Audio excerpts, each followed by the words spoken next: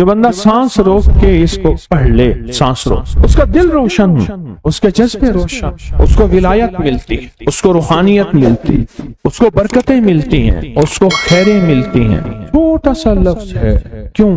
فرشتوں کی تبدیلی کا وقت ہے۔ عصر کے وقت جو بندہ عمل کرے گا اس کو 2 فرشتے ملیں گے، آنے والے بھی جانے والے۔ کسی بھی نماز میں 2 فرشتوں کی آمد نہیں ہوتی، ایک فجر میں اور ایک عصر میں، ایک آنے والے ایک جانے والے۔ آنے والے کہیں گے یا اللہ یا لا یجلیھا لوقتھا الا ہو، پڑھ رہا تھا، اللہ پاک فرمائیں گے اس کا جذبہ کیا تھا؟ یا اللہ اس کا جذبہ تھا دل روشن ہو جائے، زندگی روشن ہو جائے، اندھیروں سے نکل جاؤں، دل کی دنیا آباد ہو جائے، من کی دنیا آباد ہو جائے اور جذبوں کی دنیا آباد ہو جائے، یا اللہ یہ جذبہ تھا۔ اور ایک فجر کا وقت ہوتا ہے جس فجر کے وقت میں یہ 2 چیزیں تبدیلیاں ہوتی ہیں۔ عصر کے وقت ایک اور بھی فیصلہ ہوتا ہے، وہ اولاد اور نسلوں کا فیصلہ ہوتا ہے۔ یہ میری بات یاد رکھیے، اولاد اور نسلوں کا فیصلہ عصر کے وقت ہوتا ہے۔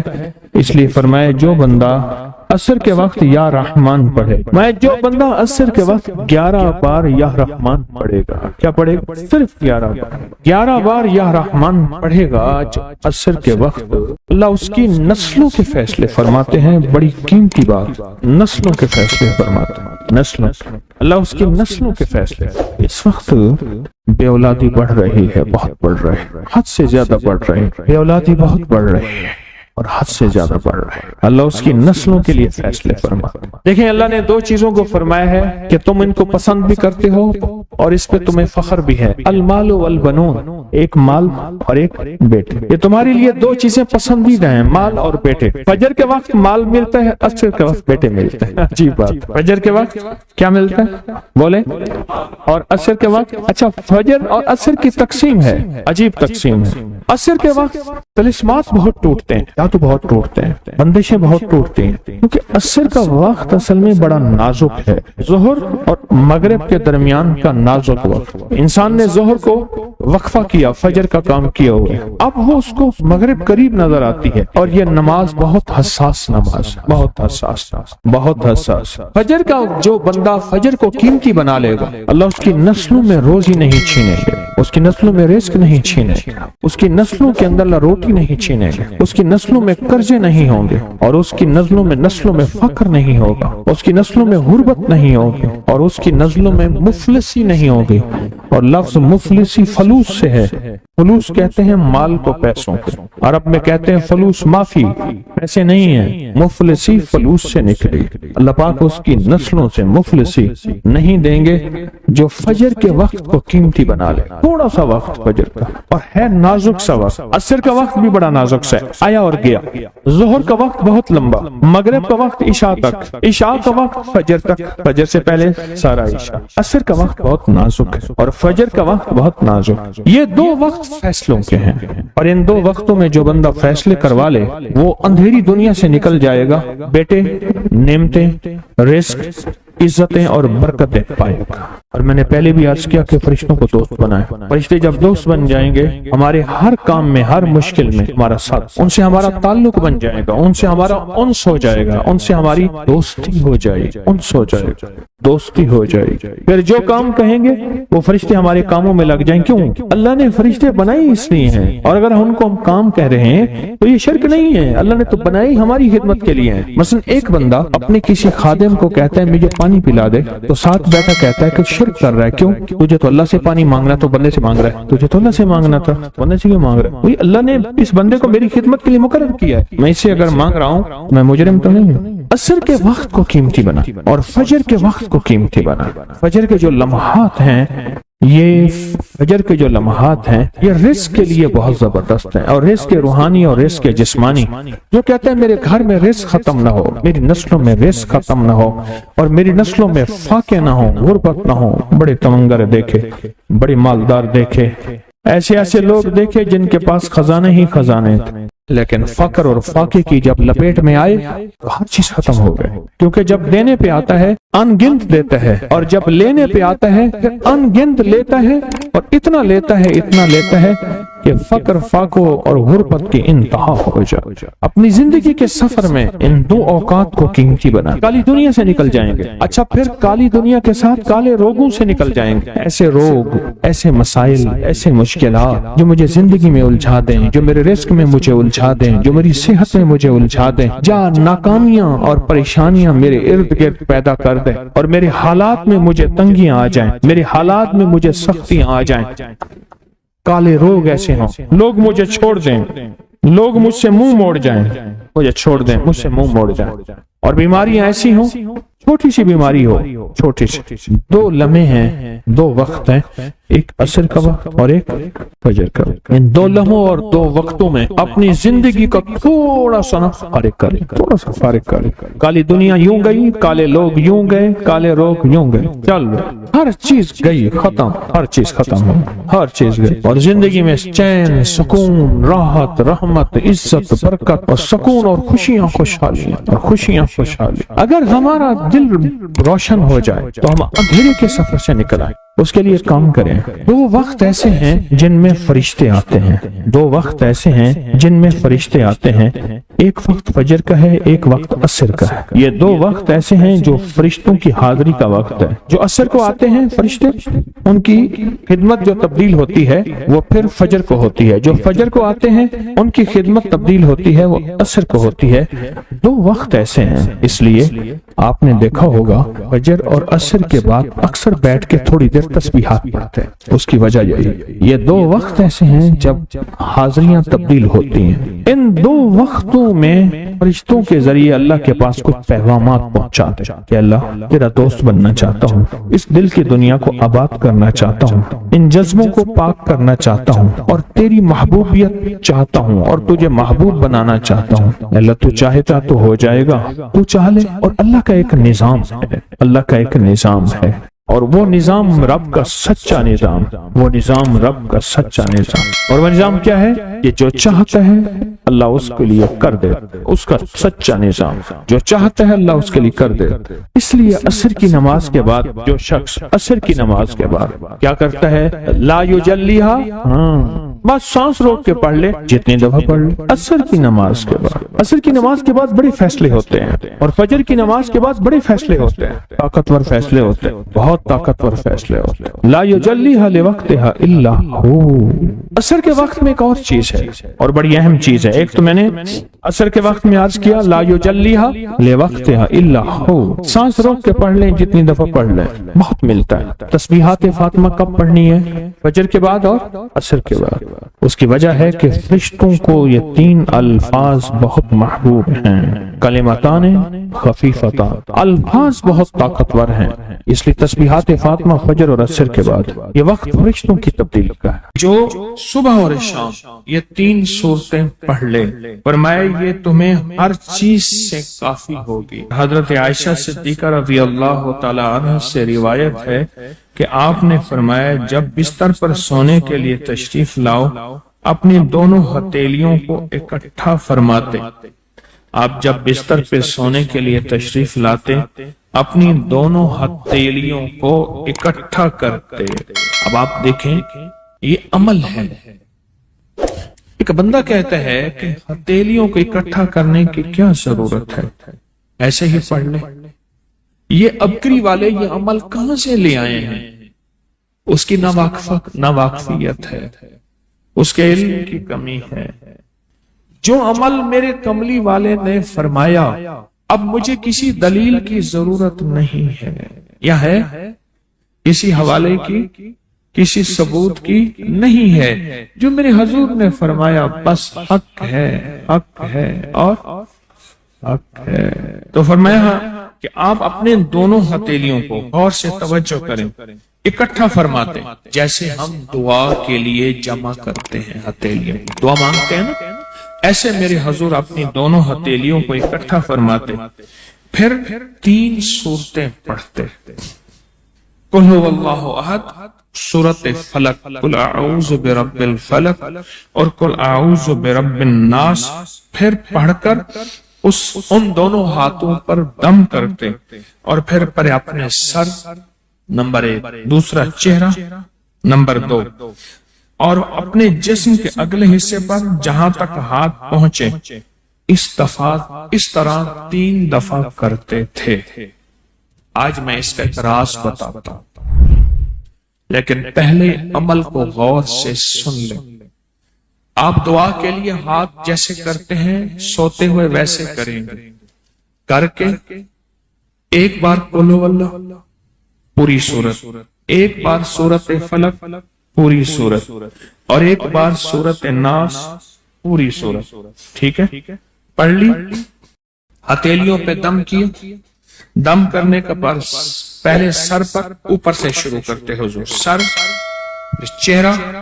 چہرے کے بعد اپنے جسم کے اگلے حصے پہ جہاں تک ہاتھ پہنچتا، پھر پچھلے حصے پہ آپ پھیرتے، اگلے حصے پہ پھیرتے، پھر دوسری دفعہ ایسے کرتے، ہاتھ پھیلاتے دونوں ہتھیلیاں، پھر یہ 3 صورتیں پڑھتے، پھر ایسے کرتے، پھر تیسری بار، تیسری دفعہ بھی ایسے کرتے تھے۔ اس کے فائدے کیا ہیں؟ میں فائدے بتاتا ہوں۔ ابن عباس سے روایت ہے کہ جو شخص سوتے وقت قل ہو اللہ اور معوذتین فلق اور ناس 3 بار پڑھ لے، اگر اسے اس رات موت بھی آ گئی تو شہادت کی موت مرے گا، اگر زندہ رہا تو گناہوں سے پاک کر دیا جائے گا۔ سوتے وقت یہ عمل 3 دفعہ کر لے۔ اور عبداللہ بن خبیب سے روایت ہے، فرمایا جو صبح و شام 3 بار قل ہو اللہ اور معوذتین پڑھ لے، مثلا 3 دفعہ قل ہو اللہ، 3 دفعہ فلق اور 3 دفعہ ناس، یہ صورتیں، فرمایا جو صبح شام پڑھ لے، صبح شام۔ یہ اور روایت ہے، پہلا عمل ہتھیلیوں کو سیدھا کر کے 3 دفعہ کرنا، پہلا عمل وہ ہے۔ دوسرا عمل یہ ہے کہ جو صبح اور شام یہ 3 صورتیں پڑھ لے۔ اب اس کے کمالات سنیں، فرمایا یہ تمہیں ہر چیز سے کافی ہوگی، بس اب تمہارے لیے اللہ کافی ہو گئے، اب تمہیں کسی چیز، کسی پریشانی، کسی دکھ، کسی تکلیف، کسی ناکامی، کسی مصیبت کو انشاءاللہ آنکھوں سے نہیں دیکھو گے۔ یہ جو ہم دعا کے لیے ہاتھ پھیلاتے ہیں یہ دراصل کشکول ہے کہ مولا میں خالی ہوں، میں فقیر ہوں، میں منگتا ہوں، میں پیاسا ہوں، میں عاجز ہوں، اور تو شہنشاہ ہے، مجھ فقیر کو عطا فرما۔ ہم دعا کے لیے ہاتھ پھیلاتے ہیں تو دو بندہ دونوں ہاتھوں میں دعا کے لیے ہاتھ پھیلاتا ہے اور پھر یہ 3 صورتیں پڑھ کے پھونک مارتا ہے۔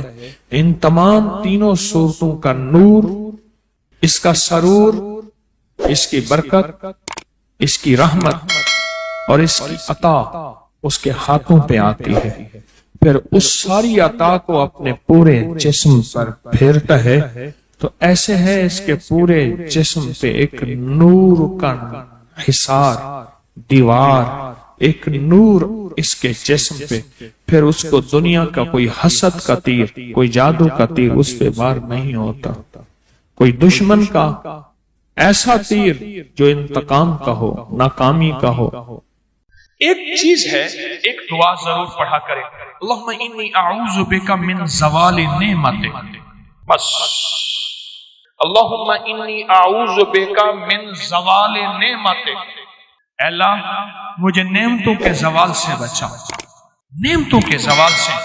میں بیٹوں کے ساتھ جا رہا تھا، میں نے کہا بیٹو یہ دیکھو یہ جگہ ہے جہاں میں نے اس کی چارپائی دیکھی تھی، چارپائی کے نیچے سوراخ تھا، وہیں سے اجابت پیشاب، اور وہیں سے، اور وہ میں نے اس کا شاہی دور دیکھا تھا، بہت بڑا کک تھا شیف، بہت بڑا، لینے لگی ہوتی تھی، اور وہ دیکھ گرم دیکھ، چلتی دیکھ پہ پاؤں رکھ کے نا براہ راست بغیر جوتے کے اندر کفگیر مارتا تھا، بہت بڑا شاہی آدمی تھا، پر زوال نعمت ایسا ہوا گلی میں پڑا رہتا تھا، کوئی روٹی دیتا تھا، ہائے پانی کہتا تھا، کوئی پانی نہیں پوچھتا تھا، اور ایک رات سویا، صبح دیکھا تو مرا ہوا تھا، یوں لپیٹ کے چند بندوں نے جنازہ اور مٹی کے سپرد کر دیا۔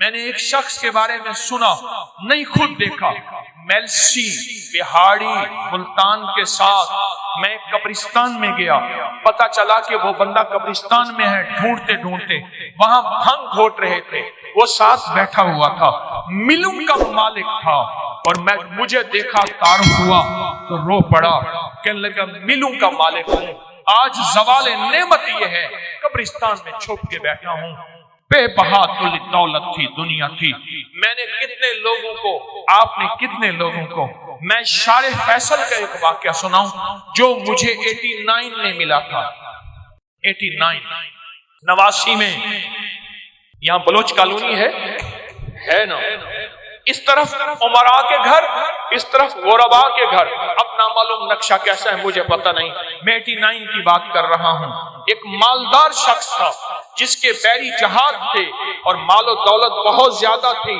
بہت زیادہ مال و دولت تھی، بحری جہاز تھے، ایک وقت ایسا آیا، لمبا واقعہ ہے، گھر بکنے کا جب وقت آیا تو گھر کا جو کک تھا اس نے گھر لے لیا، بہت بڑا بنگلہ تھا وہ لے لیا اور وہ سارا لٹ گیا۔ سوال کے واقعات کئی لوگوں کے آپ نے دیکھے ہیں، پڑھیں میرے ساتھ، اللہم انی اعوذ بک من زوال نعمت، اور اس کے پڑھنے کے 5 اوقات بتاتا ہوں۔